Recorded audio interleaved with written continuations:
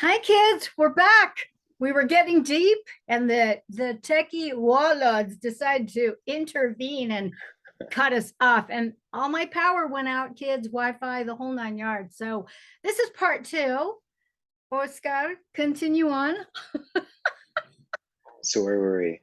We were getting We're good into That's the right. tribal aspects of doing the great work Right.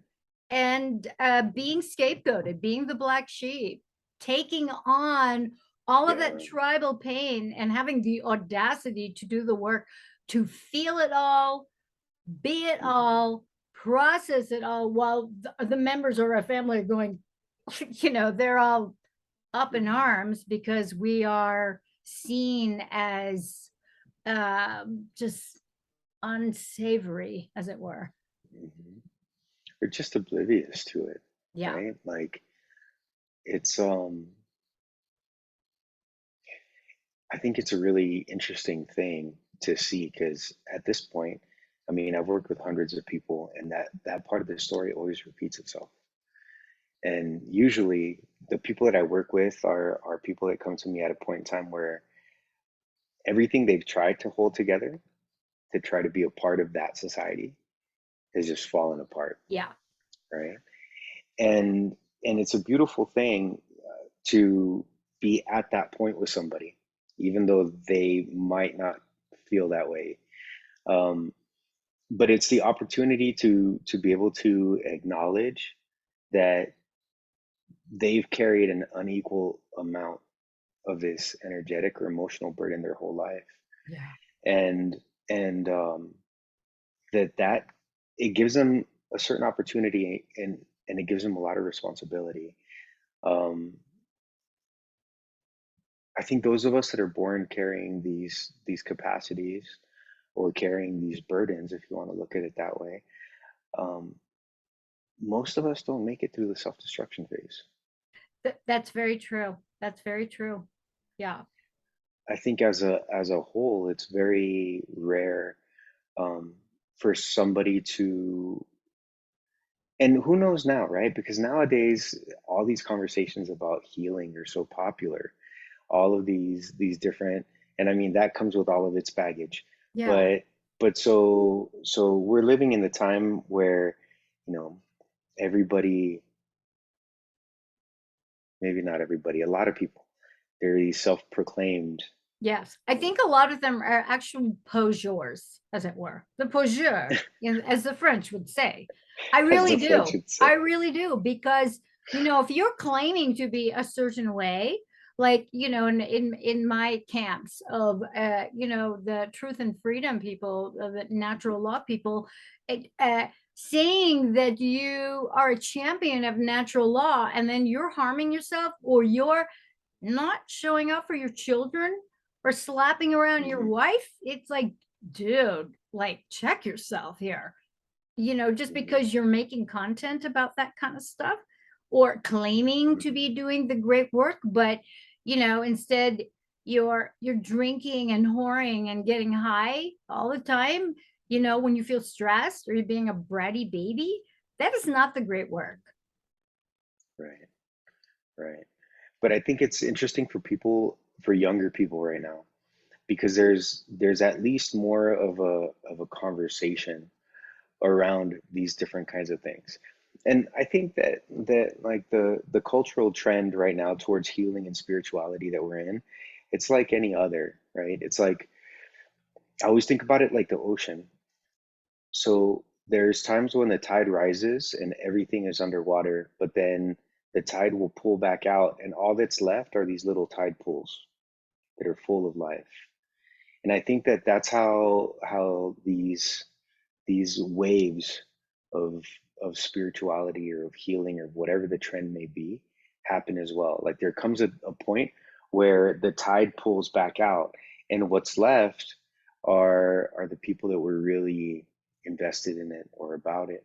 Mm-hmm. Um, but but what I was getting at with talking about like younger people now having more access to these conversations is that, for a lot of people, people like you and I, like, none of this was talked about or understood or known or facilitated in any way, right?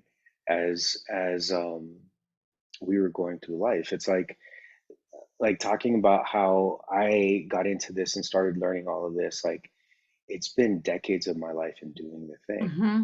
Me as well. and it's only been recently that people are really talking about or starting to touch on a lot of these things. And so it's interesting because I think there's less of that pushing people to the margins thing, or it manifests in a different way.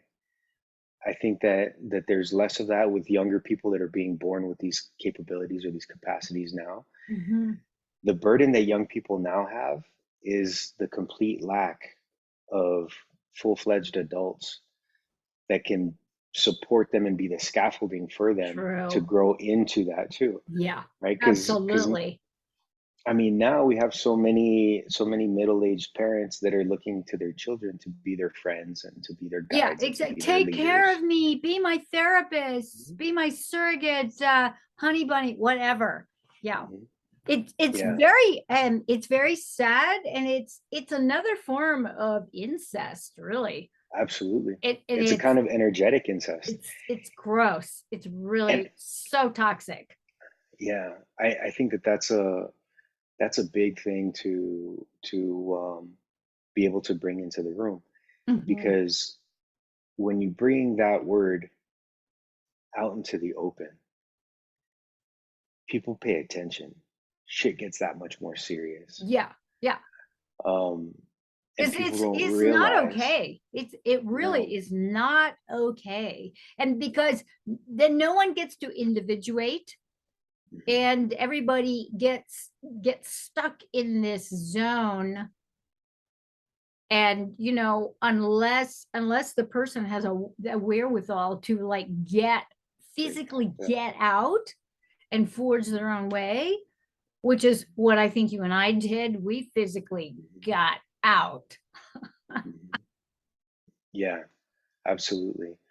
Um, but so the people that do somehow survive that self-imploding, self-destructive phase, which I think is like potentially the first big initiation, is like, can you get past that place where you are destroying yourself Yeah. because you've internalized what the world has taught you about how you don't fit, Hmm. right? About how there must be something wrong with you because you see the things that other people don't want to see. Hmm. Or potentially you've been convinced that there's something wrong with you, right? You have some kind of mental disorder, psychological disorder, Right. right? Because you don't just fall in line with the way that other people accept things to be. Um, I think that people either self-destruct at that point externally, right? Externally and physically, or they bury themselves under these different masks, these different layers of normalcy, and that self-destruction is happening in a much deeper place, but still happening nonetheless. Like Yeah. I've seen it go both ways. Like what And could you like give an example of that, for mhm, instance? yeah, so I work with people that are, first of all, right, achievers. I mean, Oh, right, yes. achievers. So we went from, or potentially like while being the black sheep, what did we do? We excelled at everything that we got into, Oh, okay. Yeah. Okay. right? Starting to get hot. And and on our way of excelling at everything we get to, it's like I tell people, for me, consciously, this became a path when I was 21 years old, and I had wrecked my entire life. I'd run my whole life into the ground, and I had an awakening experience on a night that I should have died, a night that I caused a car accident. Um, I had an experience that woke me up then. And the thing that really hit me at that point was, if I can be this good at wrecking my life, I can be really good at making whatever the hell I want to out of it. Right. And so I flew into the other extreme of what that tribal upbringing told me, right? Well, okay, so you need to excel now at all these other things. Like, you're great at wrecking your shit. Okay, like that's fine, right? But now can you be great at doing these other things? So I was like, yeah, I'm gonna teach myself a new language and get a PhD in it. And you did. And I did, right? And I God, did I I think I did did too. Come to think of it, holy There moly. you go. I mean, I did all of these things that without being conscious of what I was doing, was still attempting to deal with or heal the wound of being the one that was essentially born outside of the matrix. Yes. It's like Yeah. navigating Wow. having to deal with it, but having been born knowing that it's off. And Wow. and not even, I mean, not being able to put your finger on well, no, that's bullshit. I was going to say not being able to put your finger on exactly what is off about it, but that's not true. Like, if I think back, as far back as I can remember, there were a lot of things that I saw about the way that my family lived, Hmm. that my community lived, Yeah. that the society we're in is, Yeah. that seeing it and thinking like, where's the soul in Yeah. there, right? All of this is, it's all window dressing of miserable people wearing masks of Right. happiness. Well, what was your connection, say, with the masculine while this was all erupting, and like how you saw your father, or Yeah. what your own questions were about men, masculine being a boy, all of that. Yeah. I remember I remember the moment when, again, I was 9 going on 10, when I decided that there were no real men in my life. And I remember thinking to myself that if I wanted to know what that meant, it was my responsibility to seek it out and to learn it. Wow. Um, I mean, the environment that I grew up in, um, alcoholism was a big thing. Um, Emotional, physical violence were all present things. Um, People drown their desperation, men specifically, drown their desperation for living lives that they didn't want to live with Hmm. alcohol. And all of their untended grief became the rage that they took out on their children and their families. Oh my gosh. Yeah. And and so, I mean, I grew up with a bunch of these different, really conflicting messages, say. Because on the one hand, I knew I wasn't going to be that, and I knew at a very young age, right, I'm not going to be that person. But at the same time, I'm very masculine, and so like my drives and my culture were very driven towards physical expressions of that masculinity. Um, so I became obsessed with fighting when I was really young. I started training martial arts when I was really young, Hmm. and I was really good at it. And like all the stuff that I gravitated towards was the uh, like the more intense street oriented stuff. Hmm. This was like, I started prior to MMA being a thing, but I focused a lot on like things that were meant for street fights, bar Yeah. fights, those kinds of things. And and so a lot of my projections towards men growing up were very negative. Were like, I need to learn how to be a good one, but all of these guys out here are not it, Yeah. Yeah. right? And all of these guys out here are especially people that were very I don't know, just kind of conventional, just dudes, right, or bros. Yeah. Um, I had a lot of judgment towards guys like that. And and so it was interesting because there was this current, or this like this development that ran throughout my life. Like if there's a double helix that flows through my life, one of those is spirituality and the shamanic path, and the other is martial arts, Hmm. martial and combative arts. Yeah. And Um, me as well. Me as well. mhm, yeah, and it's interesting because for a long time, like there were points in time where those two things would cross, where I would have to evaluate um, whether or not they were complementary, right? Um, so I had a lot of aggression towards guys, period, for a long, long time until I really started diving into and healing the roots of a bunch of that shit in myself. Um, and I mean, I didn't really start getting good, like good, solid mentors and role models until I was in my late 20s and early 30s.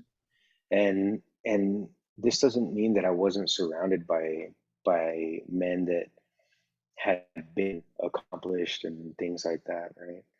What it meant was that my standard for what it means to respect somebody was really high. Yeah. Good. Um, when I went through like the whole grad school thing, I went from a state school to getting my PhD at an Ivy League school, and I was the only person there that I knew that had gotten there like with full funding, and and came from a very different social and economic background. And so I would meet these men in those fields that were like very accomplished in their fields, but they couldn't fucking change a tire to save their life. And so like to I could. me, right? So to me, the big thing, like the idea of what masculinity was someone that you could rely on, Hmm. and somebody that knew how to get shit done, Yeah. but also somebody that was self-aware enough to be able to understand what was going on inside of them and take responsibility for that. Yeah. Cool. And yeah, it was a long time before I met, I have a few, I have a couple of mentors, and they're all men that I have a lot of respect for because they're men. I mean, I don't know how else to put that. They're real men. I no, Mhm, I agree. I'm right there with you. All those qualities that you mentioned. It's funny mhm, because me being as petite, I mean, we've met petite, mhm. and I've mostly been in my masculine. I mean, I was fighting. I was fighting violent, and I somehow did make it out of that self-destruction phase of like doing a lot of risky dumb shit. Like saying, it's like, okay, death, come get me. Right, Let's see. And right, prevailing regardless, right. and Well, I think, yeah. I'm sorry, go ahead. No, I was done. Um, I think that those are the initiations that we go through that actually shape us into adults. Right? The thing that's missing is a community that understands that that's That's true. necessary Yeah. and that can actually witness those transitions that we go through. Um, I think a lot of people are perpetual adolescents because they don't have those kinds of initiatory Yeah, I experiences, agree. I and they don't agree. they don't go out and seek them Yeah. either, you know. And if they do, something is missing in being able to understand that that's what it was. I mean, like risk seeking, unnecessary risk seeking, and risk taking behavior pretty much is the dictionary definition of the first 30 years of my life. Even when I was like achieving things and doing things, like the reason that what I do is called tending the fires is because I learned at a certain point that all I was feeding was this unrestrained fire in me. Mm-hmm. Right. And I saw in the reflection of the people around me how that fire burned them up and Yeah. burned their relationships up and burned their lives up. Yeah. And for a long time I glorified that fire. Like how fierce can it get? How much pressure can I deal with? How much can I put myself through? Right? Constantly testing those limits and constantly um, looking for that approximation to death without understanding that there is something in us, inherent, I think, innate in us, that needs an understanding of the reality of our death, Mm-hmm. that needs an understanding of the severity um, of the choices that we make, of the things that we do, but also that gets that life is really precarious. Yeah. Um, and I think that that's part of what, going back, I think that's part of that sight that some people have as children, where they understand that there's a lot more to existence than this manicured neon and concrete and glass bullshit that most Mm-hmm. people Mm-hmm. stay stuck in. Mm-hmm.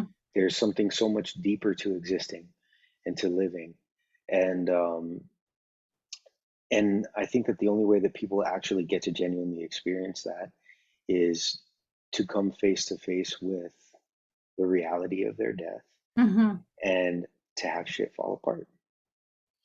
Um, I think that's the Yep. only To way have that your people, shit wracked yeah, I time and think time that's again. right. Yeah, it's so good. I mean, that's how we met. I mean, my life was burned leveled to the ground. And that wasn't the first time. It's happened three other times before. And it was good because a lot of the way I was living in each of those periods were not going to be sustainable. I just wasn't putting forth my best self and perpetuating what you were talking about, in the tribal realm, uh being overly burdened and taking over responsibility for things that you are not responsible for. And I was repeating it again and again and again in Yeah. taking care of other people's kids and allowing that to be my sort of reason for being. And it just, it's not sustainable because my life trajectory was really beckoning me in other directions, and I was under this illusion of being in service, quote unquote, to the underdog, to all those things that I utilize as an excuse to not get on with my own ass. Yeah. Yeah.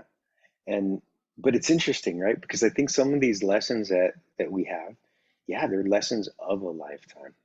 There are things, I'm consistently doing my work too with my teachers and my mentors, and there are things that I'm working through right now that I'm like, holy shit, I've been working on this thing for like 20 years. I thought it was done. All of a sudden, here's this tilt of the prism. And then you see it really clearly, and you're Yeah. like, that's driven all of these other decisions that I made Yes. that led my life this way. And it's fascinating to be able to, it's fascinating and it's frustrating and all the things, right? To be able to see the ways that there are these certain threads that we're here to heal. And the reason I say we're here to heal is not in some like woo we're all born to be healers. Right, Um, right. Because we're not it's all born to be no, healers. but it's in the sense that there's, if I don't do my work, there's a part of me that will very actively start to engineer the destruction of who I am and the destruction of my life, right? I If I can don't, relate to that. yeah. Um, and it's a choice. Yeah, It's always a choice. yeah, I can choose to keep working through these things, or I can say, no, fuck it. yeah. And Fuck it, I'm just, done. right. And just let the other thing happen. Um, but, um, but I've seen what happens when you just let the other thing happen. Yeah, Like for myself and for many, many people that I've worked with at this point. yeah. Um, so yeah, I think it's interesting, like having seen you grow and just, I mean, just fucking kick ass, from that point where we like first connected. Um, yeah, it's an awesome thing. And It's I an needed awesome at thing. that point in my life um, a solid masculine presence Mhm. to like lead me out of the charnel grounds. I mean, I literally was on my hands and knees in the dark, just kind of feeling my way out through the gore and the blood. I mean, it was full on one of the hardest things I think I've ever done in my life, Mhm. which prepared me for what was to come several years later, with Sabina passing away, Pearl passing away, Shakti passing away, these important women mentors gone, just leveled, you know, Mhm. sayonara. I mean, the first one was my one of my best friends, Sylvia Paras, and I was just like, I was devastated. She was the first one to go, and that was my first winter, when I first came to New Mexico, right before I left for Europe. So it's like, holy moly, and I would not have survived it had I not done the important work that I did with you, Mhm. of being to able to like it, I really appreciate you explaining the tending the fires bit, because that's what I was doing. I was constantly stoking the fire, poking at it. Let me put lighter fluid on it. Let's put petrol on it and see what happens. Let's Mhm. see what kind of shit happens. Let me see if I can just put my butt on it and see if I go unscathed. I mean, it is like, whoa, girlfriend. It's like the things that we do and the things that we don't do have absolute consequences, and we answer for them eventually. Mhm. Absolutely, absolutely.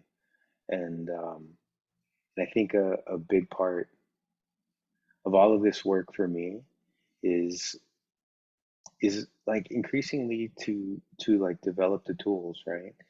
To be able to see when we're in these cycles that are bigger than us, Mm-hmm. and to be able to navigate those cycles, and to know, well, there's like the wheel always turns, and so there are those moments where everything falls apart. But again, going back to the Toltec teachings, right? If we understand that through observing we can see these cycles that repeat, on large and small scales, well, then Mm-hmm. we can understand that after something dies, Mm-hmm. it is digested, transmuted, and new life can spring forward. Yeah. If that full death process is observed and is guided, and all of the underworld aspects have to happen, right? Coming to terms with that part of us that just died, coming to terms with, or maybe coming to terms isn't the way of saying it, but being willing to be it and being willing to witness it, being willing to actually feel like the storms of the grief that come. with all Yes. of that. And and that that is like the composting process that allows for new life to spring forth. Yeah. It's being able to see and feel and recognize that that world with that you in it has ended, and not knowing what comes next, Yeah. not knowing how it's going to take shape. I think one of the big reasons that people resist doing this kind of work to begin with is that no matter how much it hurts, what they know is what they know, and there's comfort in it. Yeah. There's, wow. There's comfort in our limitations. Hmm. We know what we're going to deal with. And then if you change, it's like, what if I don't like the change? It's like, Hmm. okay, what if, That, well, what will I even be? yeah, Who will I even be? yeah, I mean, it's yeah, uh, the courage of going through that kind of transformation is it's huge. yeah, it It's really huge. is. It's again, it's one of those things that words can't really touch. Hmm. Um, because I think in order to become who we really are, we have to strip away everything multiple times. Yes. And and for people that are like genuinely called to do the kind of work that we do, that stripping away isn't something that you determine or you decide, right? No. It's not it's not I'm going to go, for this weekend to Peru, and it's going to transform everything for me, right? But I'm going to come back and my life is going to be intact, just waiting for the new me. Nuh-uh. Yeah. It's like when that stuff happens, um, it's a wind that is much greater than you that's sweeping through your life, and it's going to take away everything and potentially everyone that you've known up until that point, Yeah. because you're going to cease to exist to those people. Yeah. And there's very few people that can actually see you through a transition like that, and they can actually be able to honor who you've become because of the transition. Right. You know? Right. Yeah. I mean, and that's part of the process. It is Hmm. the integration of whatever healing and changes come about. I mean, you're not going to be the same person, and people are going to be upset. They're going to be Yes, they are. upset with you. They're not going to like you. They're going to say, you know Hmm. what? I don't like you so much. I want the old. I had a lot of people tell me they wanted the old Maria back. It's like, well, you know what? She's not coming back. Okay. Yeah, No, no, you're like, she doesn't exist anymore. she doesn't exist. But the crazy thing is that I mean, all it is alchemy, as if that's nothing. Hmm. But all it is this alchemical process, and with each one of these initiation experiences that you go through, you're becoming more and more the essence of who and what you are. And so Yeah. the people that can't follow along are people that couldn't really be in the presence of what Yeah. that essence Yeah. is, Yeah. um, or they were just ready to be or capable of being with you at that other phase or other stage. Yeah. Yeah. I think again, it is a reenactment of these kinds of experiences in our childhood and in our youth, because because what's being born is something that is too difficult for the people that are around to be able to witness. Right. And So especially if push it they're away. not doing their own work, Absolutely. to also excavate and get to the real of who Mhm. they are truly meant to be and become. Are you finding that there is a like a sort of golden thread with the people that you work with? Like, are you working mostly with men, mostly with women, or is it mixed? I'm working with both. I'm working with both, and the thing that does arise over and over again is is that there are people that were extremely sensitive as children, um, with a lot of them, what tends to come with that is some kind of history of abuse. Mm-hmm. And yeah, that's a whole big thing to get into there as well. But to be honest, I mean, most men are scared shitless of this work. Yeah, that's very true. And so it's an interesting thing. Women do tend to gravitate towards it much more than men do. Mm-hmm. And there's this trend, and it's a generations long trend in our society that that puts the mask of strength on top of weakness and tries to convince everybody that it's strength. Um, and that happens so much with the men in Yeah, our culture and our yeah. society. Um, so I'd say the people that I work with are about an even split. Mm-hmm. Mm-hmm. Yeah, It's it that's my experience too in Yeah, work. But the it men who tends. do come forward, these are exemplary human Yeah, beings. Like these guys, these men are there's an incredible sensitivity and resiliency, um and this sort of steadfast, no wavering whatsoever in their integrity. hmm, Whereas the women, yeah, the women are gonna, like, they'll burn a man. They won't think twice about it, and they'll call it fair retribution.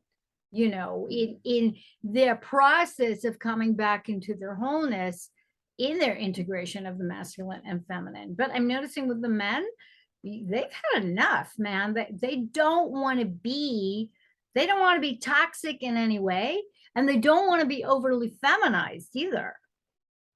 yeah, I don't know if you've that's noticed that in. that's a huge issue. So it's funny because in men that I've had come to me, right?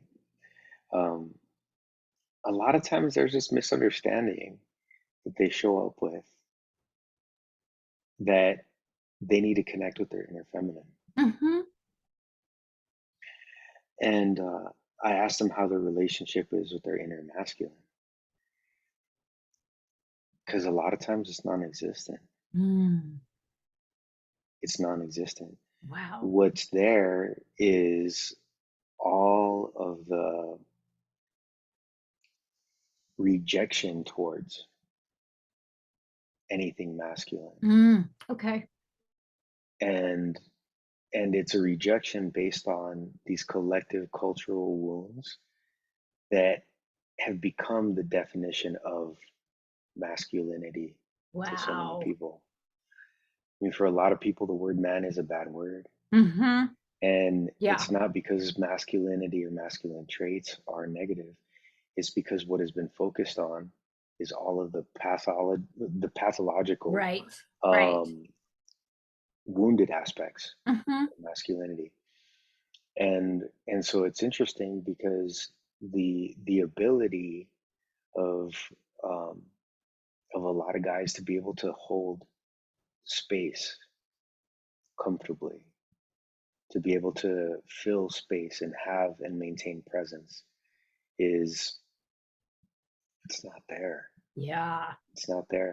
And they think that what they need is to lean more into their feminine. Mm-hmm. Um, but it's assuming that understanding what it means to be a man is a given, and Yeah. it's not. No, no, it really isn't. And the space holding Mhm, is masculine. mhm, So anytime, like me as a woman, when I'm teaching or I'm sitting with a client, I'm in my masculine. I'm holding that space. And my presence in that space that I am co-creating is absolutely necessary for the transformation and the healing to come mhm. forward. That, and I'm just holding the space for it. I'm not doing the healing, you know. Right. So, wow, Yeah. that is really just so interesting to me, you know. Yeah. And what do you I think think is at the is the basis for that, the foundation for it? so. I think at the heart of it is um,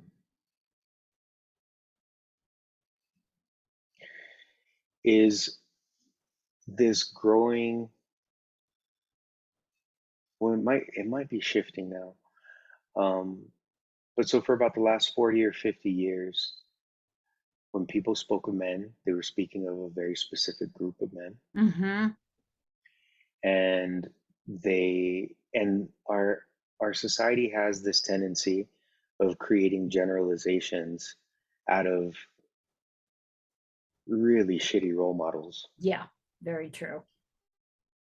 And so I think a big part of the foundation is that society's idea of projecting a lot of these negative aspects of masculinity out into the world and saying this is what men are.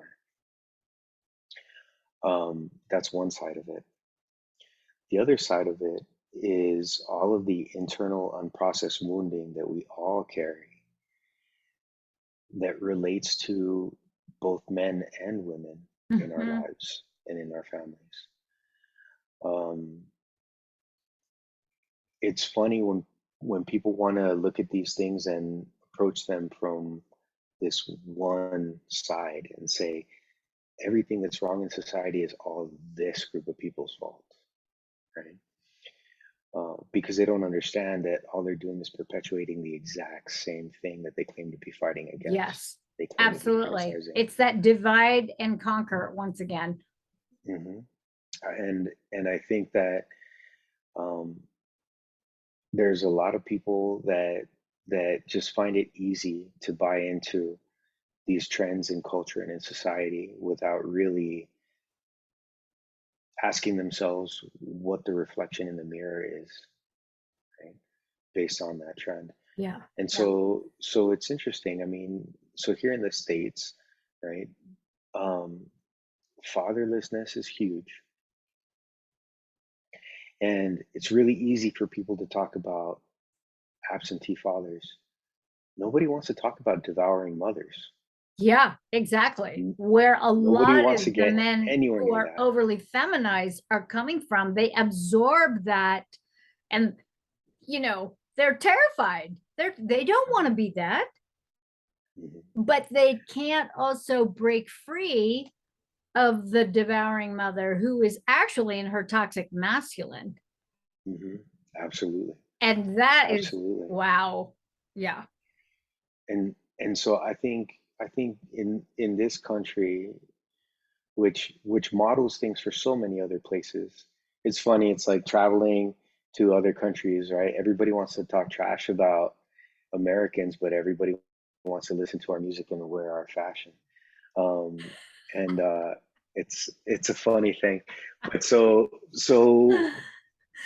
the US tends to set the standard for what we call the culture of modernity. Hmm. Um, and the thing is that it's been fucked up for a long time, Yeah, it a has. long time. I mean, we can look at seriously if we wanted to get really geeky with it, and I can't, but we can look at this issue and trace it all the way back to the beginning of agriculture, of monocrop agriculture, like the whole separation between people and the cycles of life and death, Hmm. um, in real tangible ways, right?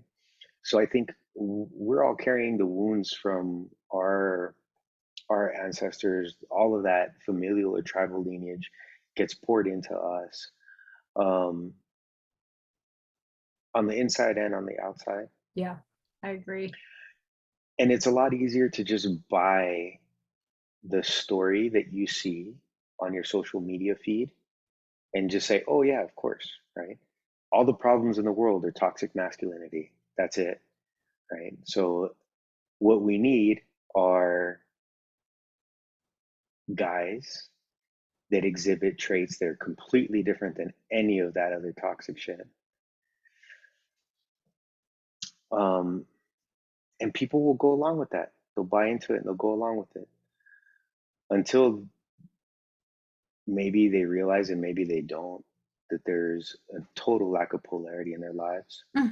There's Yeah, a total you lack of need that any polarity. kind of attraction Yeah. or Yeah. any kind of satisfaction in emotional expression, Hmm. in sexuality, Yeah. in all of these different things. Yeah. Um, And so I think, I mean, at the heart of it, it's the roots they go back really far. Um, but but I think the solutions to it are first and foremost teaching people to look at themselves first and to ask themselves, okay, so what's out of balance? Yeah. What's out Yeah. of balance in me? Yeah. Um, and to be really discerning about who they choose to follow or what they choose to follow as an identity. Yeah. I Um, agree. You have to discern where your attention is going, what you are investing your time and energy in and your trust in. There's too many pretend healer types that are out there, they take a weekend workshop and they hang a sign. I mean, I'm terrified. I'm terrified for people. It's like, holy shit. Wow, okay. yeah. But you know what? I think that's what they have to go through. Yeah, Like exactly. those are going to be the learning experiences that people have for the people we'll meet. Yeah. Um, and I think, yeah, I think when it comes to masculinity, first of all, people have to get really clear on how they define it. And it's crazy because nowadays, I mean, you're going to get attacked for saying anything you say Yeah. because like our big cultural currency is being offended. Yes. Especially Um, being offended. It's like, my God. right. And so it's interesting because I think people have to actually ask themselves, like, really, what is the nature of things? How do you Mhm. get to understand the nature of things outside of all of the entanglements that humans create? Yeah. And again, going back to these different shamanic and Toltec teachings, you learn by actually being out on the land. You learn by actually like getting to observe and connect with these these forces all around us that could give a shit about whether or not human beings exist or are here. That is Um, so true. yeah, Yeah. I mean, people are just hung up in anthropocentric things, right? People are just hung up on people things. And when they say people, they mean humans. They don't mean all these other things that are around us that you know, that are people too. Um, but but the one thing that human beings have the capacity to do is and they do it really well. We all do it really well, I should say. Is tangle ourselves up in all of these stories that we tell. Mhm. And so if the story that you're telling is that everything around you is problematic, then you're going to increasingly find problematic things staring you back in the face. So Um, true. if the stories that you're telling yourself are attempting at reweaving your understanding of yourself and yourself in relation to everything else around you, then I think a lot of these aspects of masculine and feminine energies start to become easier to grasp or easier to navigate, easier to understand, right? Um, yeah, I mean, I think the solution for it is generations down the line, Mhm. Yeah. starting with people now that like understand things like the importance of um, initiations and initiatory experiences, Mhm. the importance of silence and stillness and solitude in people's lives, the importance of providing people with adequate challenges that make them find what is really going on in themselves, like really Mhm. deep down in themselves. Yeah. Um, and so, yeah, it's when I work with people, that's one of the big things that we look into. When we start to figure out like how do you get rid of all the social bullshit that is telling you everything that you're supposed to be, everything that you're supposed to think, um, and and actually put yourself in a position where you can strip all that stuff away Yeah. and listen to what is really speaking inside of you, and be able to connect between that thing that is really speaking inside of you and that much larger thing that weaves all of this together. Yeah. Um, yeah, Yeah. The matrix versus the natural world, or the natural universe. They're not the same thing. The world no, isn't they're the not. planet, kids. It's not by a long shot, Yeah. not by a long shot. And all you got to do is travel this planet to be able to be in multiple worlds. I mean, all you got to do is learn how to change your states of consciousness Yeah. to be in multiple worlds. Yeah. Um, and that doesn't mean getting high, children. Yeah. No, it does not mean getting high. Most people think so. It's not true. No, I no. live, I know. And I was thinking, am I going to go there? Like, okay. Oh, yeah, I'm going to zip it, I think, Where we because, are you? yeah, because, well, yeah, I'll let you bring it up Okay. I because, don't know what we're bringing up yet, though. huh? I said I don't know what we're bringing up yet, though. Well, just the whole thing of the pop ayahuasca kind of stuff. Oh yeah. I mean, Oh yeah. Yeah. wow. I just, and I don't want to judge, because I know people who have a transform, I'm going to put it in quotes, because Mhm. I know these people, and I don't actually see all that much difference in, Yeah. it just seems like it got dressed up in a costume, and there was a script, and they played the role in the play, and then the play was over. And I know, just in my own personal work and my own travels, that there is, like, I'm not native, I'm not from Peru, I'm not. And I think to myself, if I was native from here, would I be offended by this? Mm. And I think I would be offended by it, you Mhm. know. Um, so for me, there's a lot of like confusion, and Mhm. a sort of ambivalence about what I feel, because I feel confused. I also feel a certain level of what's the word? It's like anger. Mhm. There's, like, I witnessed the exploitation, Mhm. and I'm just like, ah, yikes. Mhm. What's your take? Spill it. Give it to All me right. straight. Okay. So first things first, Yes. there's no such thing as a magic pill. Yes. First things first, right? And I think that we live in a magical pill society, right? We live in a society that doesn't believe in magic but believes in magic pills. How does that make any sense? Yeah, exactly. Um, and so people are constantly looking for that thing that's going to do the work for them. And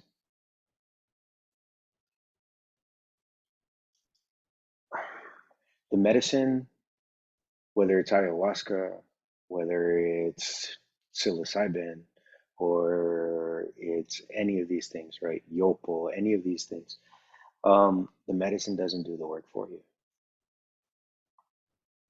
What matters is your lifestyle, Mhm. what you do day in and day out. And I think part of what people are really missing in seeking these kinds of experiences is the awareness that we don't live in a culture that understands these things. And so Well put. we come from a culture that doesn't understand relationship in the way that these um, these plant teachers or these plant medicines um, exist, you know, and so like most people don't spend any time regularly checking in on what their consciousness is doing at any given point in time. So I think I saw this like cognitive neuroscience theory that says that we are unconscious about 95% of the time. Like we are unconscious of our actions, or better said, that it's the unconscious mind that makes the decisions for what we do 95% of the time, right? Which means that 95% of the time we're on autopilot. Yeah. And that chunk, that little 5% of the time um, that you are conscious and you can make conscious decisions, most people squander that on whether or not to like this or that post, right? Instead of using that 5% to actually Yes. reflect on who they are, what they're doing, Yeah. what is going on in the landscape within them. Yeah. So, so I think that people, they want to have spiritual experiences because I think that's built into us. Mm-hmm. I think it's built into our DNA to want to experience other states of consciousness and to want to have these transcendental experiences. Mm-hmm. Call them that. Now it's just been really conveniently popularized. It's become this trend that all the cool kids are doing it, right? So there was a point in time back in the 80s, kids, where everyone was doing coke. And they're like, they go see Scarface and be like, oh shit, that's what I want to do. Yikes.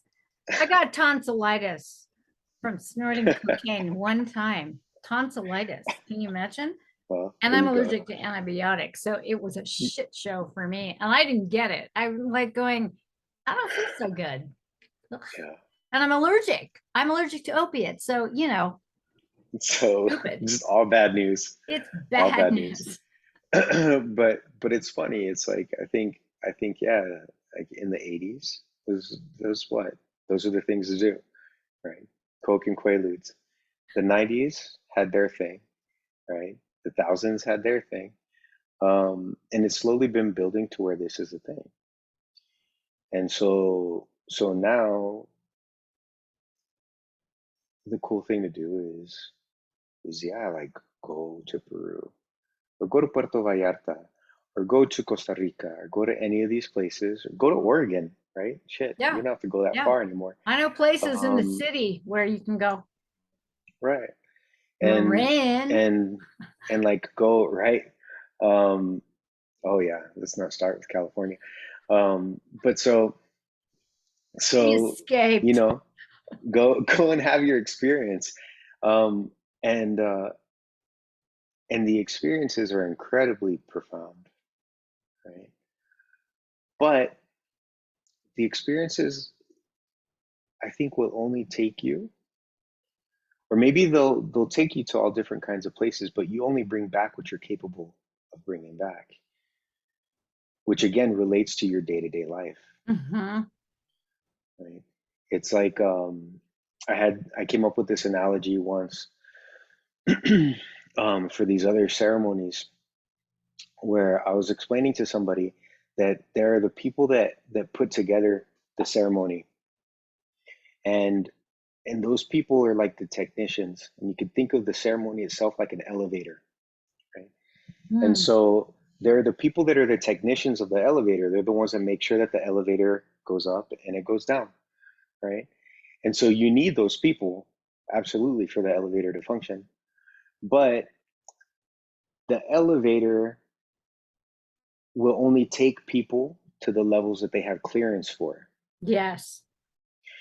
And so some people can get on that elevator and they can ride it up to the 23rd floor. Other people can only go to the second floor. And the fact that there are people that are the technicians of the elevator doesn't mean that they have clearance to go as high as it goes or as low as it goes. It just means that they're there to make sure the thing functions. Yeah. What determines whether or not you can go however high or however low is the amount of work that you've done on yourself. Yeah. It's very true. And and so what I've seen, over years and years and years, um, of working with people, of being in ceremony with people, and knowing those people for years, and then working with people afterwards that need help with integrating things. Um, what I've seen over and over again is that people will get these really intense experiences, but if they don't have any kind of foundation for anchoring it, if they don't have a daily practice, if they're not even a practice, if they're not living a certain way, then that experience with all of the gifts it gave them, um, has an expiration date. Mm-hmm. Mm-hmm. And they'll hit that expiration date, and not only do things just look like they did before, there's a little bit more despair there. Yes.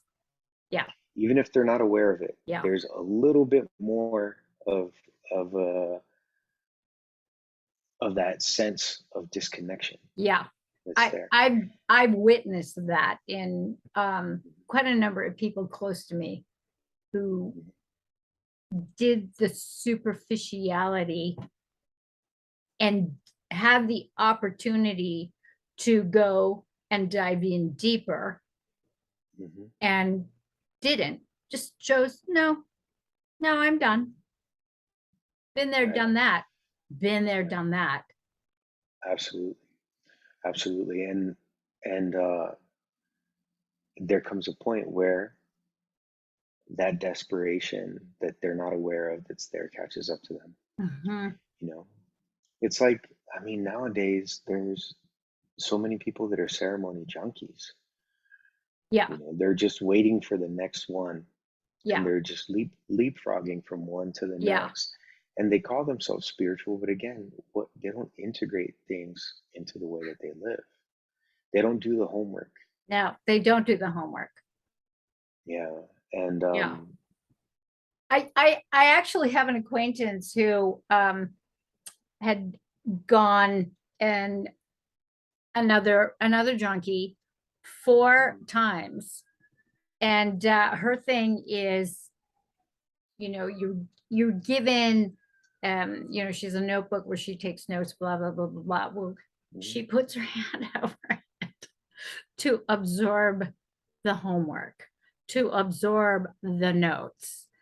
And mhm, I'm like, I mean, maybe she is, maybe she isn't. um i don't I don't witness her life mhm, getting any clearer or better. In fact, I'd have to say that there's been a sort of circling the toilet bowl in many ways because of mhm, whatever avoidance mhm, has been activated time and time and time again with each and every opportunity. Um, mhm. but she's a trust fund baby, so going to these things, she doesn't have to work for it. She just puts it Right, on her card, and the right, trust pays for it. So it's right, like right. Which fascinating. is a huge. I mean, it's a huge thing, right? It's Yeah. like, but I think ultimately in those cases, like the sad thing is that those people, they don't necessarily get the cost of what they're doing until that cost is accumulated to a Hmm. point where it's overwhelming. Yeah. Yeah. And And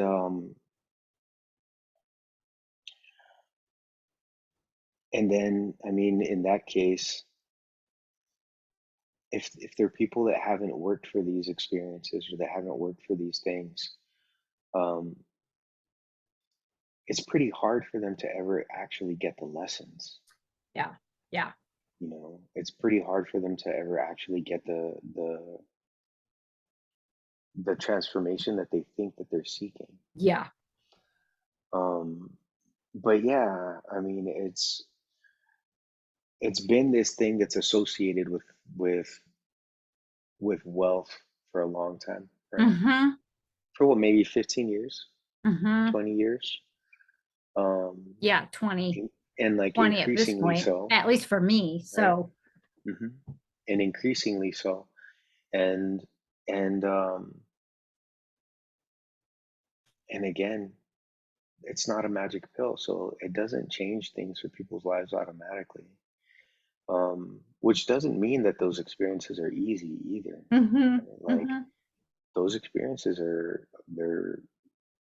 they can be the scariest shit you've ever been through, Yeah. the hardest shit you've ever been through. But again, if it doesn't change the way that you're living on a day-to-day basis, then all it was an expensive movie. Yeah. Yeah. It's just an expensive night out. Yeah. And and uh, and so I think that's one of the challenges too in all of these different centers and all these different places and all these different people that are like administering um, whatever it is, whether it's toad medicine or ayahuasca or mushrooms or whatever, Mm-hmm. um, that the accessibility of it leads to people that are that much more deluded, and that in the long term are also going to suffer a lot for Yeah. that delusion. Um, and it's just the nature of things, Yeah. I That's think. so well said. Thank you. Thank you for that. Mhm. Because I have people ask me all the time, have you gone, have you done it, and it's like and my experience is neither here nor there. Um, Mhm. but it's like you can tell, the Mhm. obsession with the magic pill, the magic Mhm. weekend. Um, Yeah. and it's like there are no shortcuts. There are no shortcuts to mastery, and there are no shortcuts to really having a good look at your suffering and the Mhm. shit that you do that perpetuates your suffering, Mhm. perpetuates your habits, your unconsciousness, or your illusion of consciousness. I mean, it's kind of yeah. I just get very I know when people ask me, I feel the anxiety of the responsibility that I feel like they're putting on me to Mhm. tell them yay or nay, and I won't give them that. It's like I, don't look at me. Well, because I think in that case, like people aren't really asking, they're not asking the right question. Mm-hmm. People are asking like, are you part of our club? Yeah, yeah. And no Um, kids. No, I am not. Just like I'm not part of the Tantra, Neo Tantra club, not part of the club. Like, what? right. And I mean, I think that there are experiences that you can't put into words, Mm-hmm. but there are many different ways that we arrive at those kinds of experiences. I mean, I remember the first time I sat in an ayahuasca ceremony. Afterwards, I was like, "Holy shit, this is going to change the world!" And I was totally running around, you know, I mean, talk about bright-eyed. I was like, this is amazing. This is amazing. Like everybody needs this, right? Like, holy shit. Like if we only understood the way that I was totally running around like Yeah, that. I felt that way Um, about my peyote experiences in the 80s or mid yeah, early 80s, yeah. Mhm. Yeah, and I thought, well, everybody needs to experience this. That was just because I was naive. It was just because I was naive and because I hadn't um, been on my path, right, in consistent, conscious ways for years. Like there were, and it's not, I mean, it's not to say that I hadn't gone through all of these different processes of learning and experiencing different things leading up to that point. Um, but but there was so much more to go and so much more to realize. Yeah. And there's there's that archetype, right, from the Odyssey, the land of the lotus eaters, right? And it's lately I've been thinking a lot about the version of it in Pinocchio, in the old Pinocchio cartoon. So you know how there's that place where all the little kids go and they can eat all the sweets and play all the games, and but when the sun starts coming up, they all turn into jackasses, right? So I see a lot of these communities in that way, Mm-hmm. a lot of them, That is a because really accurate way of describing them. yeah, because again, my experience with it is that the medicine gives you homework.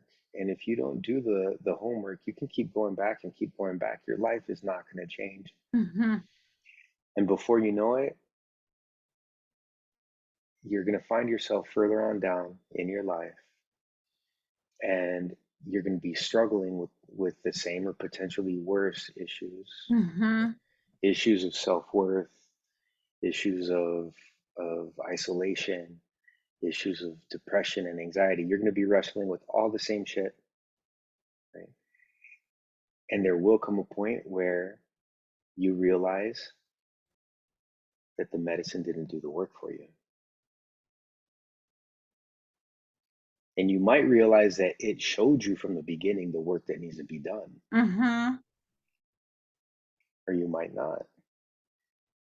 Um, but at that point, you know, it's like, I, I don't know, do you remember, did you ever see that movie, Dragon, the Bruce Lee story? So what? Dragon, the Bruce Lee story? Yes. Yeah. It's like his boss tells him when she lends him money and she's like, you can go to school or you can go and like blow it on room service and sex. And she's like, and then when you're done, you come back to me.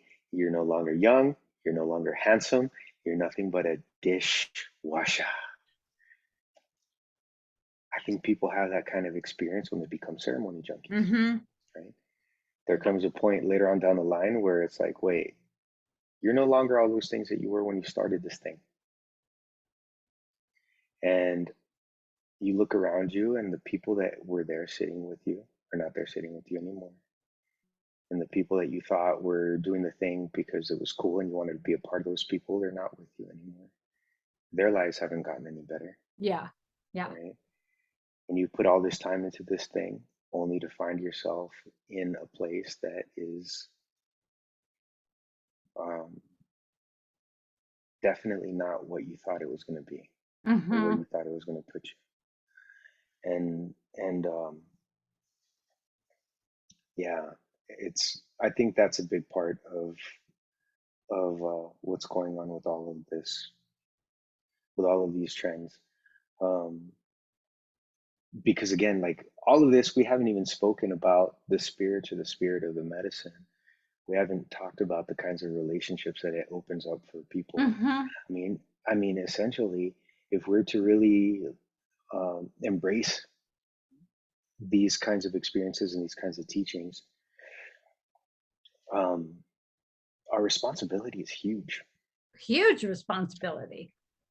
And I think that's a big part of why people don't necessarily do the work, Yeah. because I think a lot of times, like what the medicine shows people is that they have to completely restructure their way of living. Yeah. No, it's very, very, very true. and there's a certain level of complacency, and just complacency. I'll just say it, laziness. Mhm.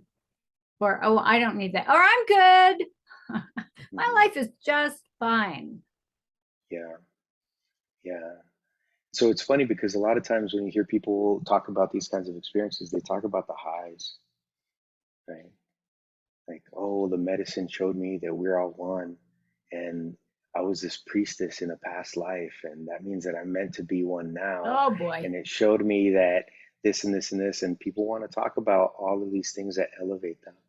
Nobody wants to talk about the grief that it uncovers, Hmm. right? Nobody wants to talk about the trajectory, right, that the human race seems to be on. Yeah. Um, and again, right, the world is not the planet. The planet's going to be fine. The Yeah. world, Yeah. not so Yeah. much. Yeah. Right? Exactly. Exactly. So how do you choose? Why wouldn't you want to choose to exit that matrix and to do it consciously? Because it takes work. It takes work. Exactly. Yeah. So I'm looking at the time. Boy, we've been at it for like a while. Holy moly. Yeah, Whew, we it have. just kind of flew. Um, like, and we haven't even gotten to hardly any of our questions here. It's okay. Well, I mean, we'll have you on again, but tell us Hmm. about what you're up to. What are you up to? Okay. So people can know more about your work, how they can reach out to you, Mhm. because I know Cool. you're always up to good things. Yeah. Well, so right now, um, I've been putting together an online school, and it's we're going through like the first year-long cohort. They're advanced students of mine, and it's a school focusing on shamanism and shamanic teachings, that has elements of the Toltecayot, of the Toltec traditions in it, but it's got, like I said, it's a tapestry woven together of all the things that wove me. So it's many different things go into it, um, and people can join that online community through our website, through tendingthefires.com. And so like once they're in that community, there's the like baseline kind of subscription or level for it. People will be able to join us for weekly breath work and weekly um, drum journey experiences. And then as a part of it too, it's like its own social media network. So all of the different members get Hmm. to interact with each other and stuff like that. So that's the start. That's the virtual start of a physical school that we're building Cool. here in southern New Mexico. And that's, yeah, it's in the works. Um, and and then besides that, people can contact me. I work with people one on one also through all of these different processes, right? Integration of these kinds of experiences, or really underworld work, like working with people as they're going through those deep, deep descents in their life. Mm. Um, and and all of that's accessible too on the website, so people can either email me there. Also, check us out on Instagram, which I'm starting to be active in again. Um, I took a good chunk away from that to focus on building the virtual platform. And yeah, those are the best places. So the Cool. first place is through Mighty Networks. I'll send you the links and All all of right. that Yeah. stuff. Send me the link. Yeah, Send me um, you know, uh a bio if you want to as well. yeah, absolutely, Because I realize absolutely. how utterly casual I am. Yeah. Um, and so another thing I have to bring up to mention is that for years I've been working with people that are in recovery. So when I talk about things like ceremony junkies, I mean, I spend a lot of time around people that are stuck in the depths of of addiction, right? Mhm. And that's something that I actively do. Like here in the community where I live, I work with people that are coming out of their own personal hells, Mhm. basically. Um, and it's yeah, it's good work. It's hard work. It's in the trenches, but it's also beautiful to see, right? Yeah. What happens when people can see the roots of the thing and when people can get free of the thing. Boy, there is nothing like This frontline work in the trenches, on the battlefield, up close and very, very personal. yeah, Mhm. it's that thing that is devouring life on a grand scale also devours people as individuals. I mean, that's how it leads to that bigger thing. Yeah. And so a big part of my work is working with people as they're moving through all of that, you know. And really what I think what sums it up is healing all of these ancestral wounds that led to our sense of isolation and Yeah. disconnection. You know, what leads people into that desperation that gets them, that makes them vehicles for these kinds of soul sickness. Yeah. Yeah. Right? So, So good. So, so good. Thank you so much for your thank time you, and for Marga. your patience with my blackouts, power outages that seem to be rolling around on a regular basis, weekly now. It's good. Wow. At least all my food didn't get defrosted this time. It's like, good Lord. So, Yeah, seriously. and so we'll have all of Oscar's information and thank you all so much, kids. And until next time, remember, this is part 2. We'll have part 1 up first. And so it's actually going to work out because we're going to have more of you and Nice. more depth, and we'll have you on again and again because these we have much more to cover, and Hmm. this is important work. It's so important work because this work is the type of work that transcends the psychological models, I think, Hmm. and is much more gets right to the core. That's tender, soft underbelly that we all try to avoid and protect at the same time. So thank you, my friend. Thank you, All right, Marga. kids, that's what we got going on. So until next time, my loves, here's to your love, truth, and beauty. Be good to yourselves. Mwah!